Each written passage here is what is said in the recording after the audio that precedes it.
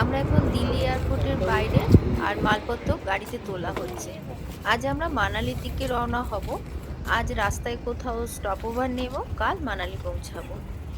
এই ইনোভাটা আমরা দিল্লির একটা ট্রাভেল এজেন্টের কাছ থেকে নিয়েছি। Hello and welcome to my travel blog. সবাই কেমন আছো?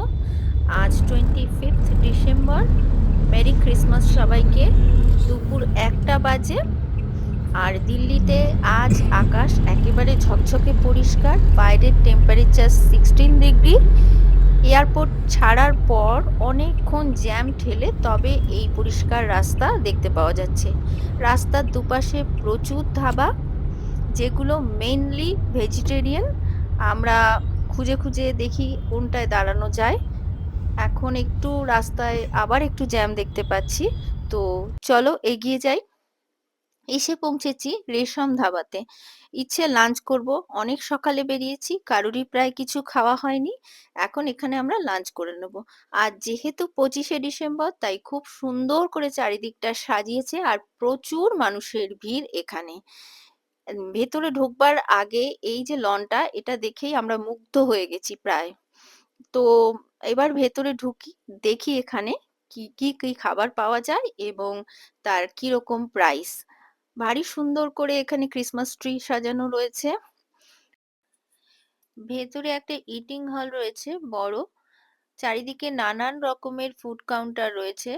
ফুচকা থেকে শুরু করে বিভিন্ন রকমের সুইটস, কেক, প্যাটিস, সবকিছু। গরম দুধ থেকে শুরু করে পরোটা, এভরিথিং, তবে সবকিছুই ভেজিটেরিয়ান। প্রচুর মানুষের ভিড়, বিশেষ করে আজকে 25শে ডিসেম্বর বলে ভিড় যেন উপচে পড়েছে। আর এখানে খাবার সার্ভিংটা দারুণ সুন্দরভাবে করা হয়। কেশর কড়াই, মানে এক কড়াই দুধ, একদম কেশর টেশর বাদাম দিয়ে জাল দেওয়া হচ্ছে। হালুয়া, নানান রকমের হালুয়া, ফুচকা, এদের সার্ভিং টেকনিকটা আমার কাছে দারুণ নতুন বলে মনে হয়েছে। প্রচুর মানুষ ভিড় করে আছে বাইরে এবং ভেতরে। খাবার কখন পাবো জানি না, নাম লিখে দাঁড়িয়ে আছি। আর এই যে সবুজ জায়গাটা, এটা হচ্ছে খাবার সার্ভ করবার জন্য টয় ট্রেন ট্র্যাক। এবার টয় ট্রেনের উপরে বসিয়ে খাবারটা সার্ভ করা হয়। বিভিন্ন টেবিলের সঙ্গে এটা কানেক্ট করা রয়েছে। বেশ কিছুক্ষণ দাঁড়িয়ে আছি।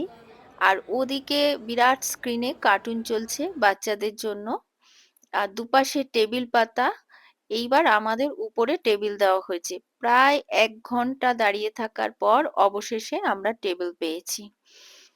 এখানে আমরা যা যা নিয়েছি তা হলো বাটার নান, আলু গোবি, পনির মাখানি, ডাল ফ্রাই, আর ভাত নেওয়া হয়েছিল। বাঙালি বলে কথা, দুপুরবেলা একটু তো ভাত লাগবেই।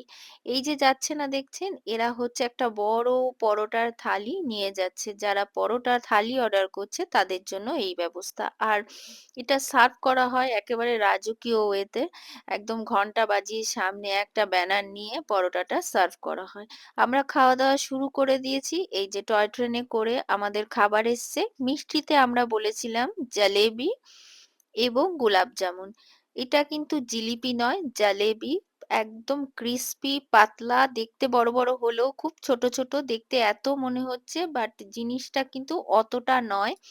খুব ছোট্ট ছোট্ট, হালকা, ভারী সুন্দর, দেখলে মনে হবে অনেকটা উপর থেকে খোয়া ছড়ানো এবং ভীষণ ভীষণ ক্রিস্পি এবং টেস্টি অলসো।